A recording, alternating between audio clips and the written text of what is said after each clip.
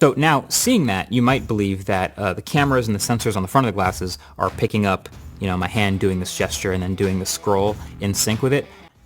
There is hand tracking, but it's not for that.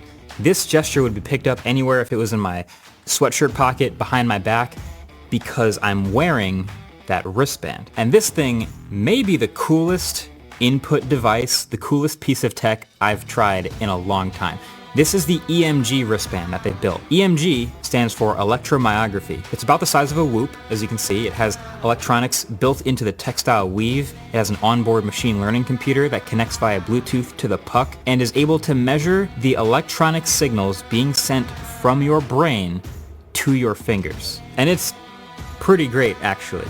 If you think about it, your tendons sort of run through your arm and they're connecting all the way through your nervous system to your brain. And so the set of electrical impulses that go through your tendons to do this gesture is very distinct and different from the set of impulses when you do this gesture, and also different from when you do this gesture.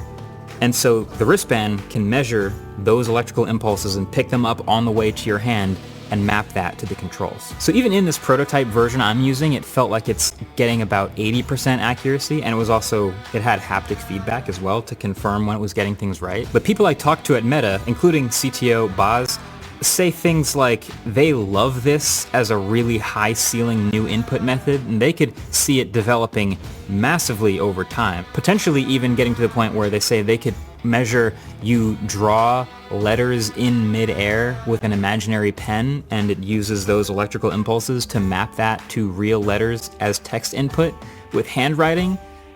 It's crazy. You could theoretically get your hands on these today and start making apps for them. You'd have to spend $100 a month and be locked into the developer program with a minimum 1-year commitment, but then you get these and you're off to the races building lenses for Snap OS. And there's a bunch of them actually already available. There's that golf app I told you about. There's also a browser app and a music creation app and a Beat Saber equivalent called Beatboxer, and dozens more that I can already play with. And there's even more really impressive shared space experiences. Like Snap's glasses, they don't even require you to scan a QR code.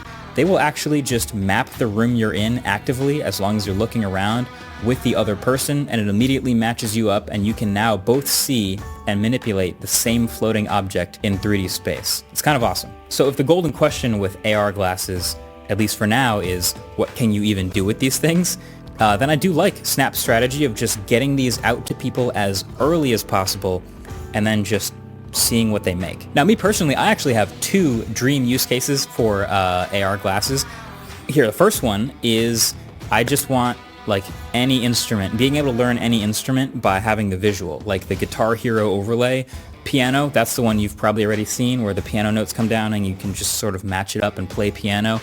Any instrument, I think that would be incredible. But my other one is, so you know how when you're on an airplane and you look out and you see a cool monument or some visual thing that you recognize, how super cool that is?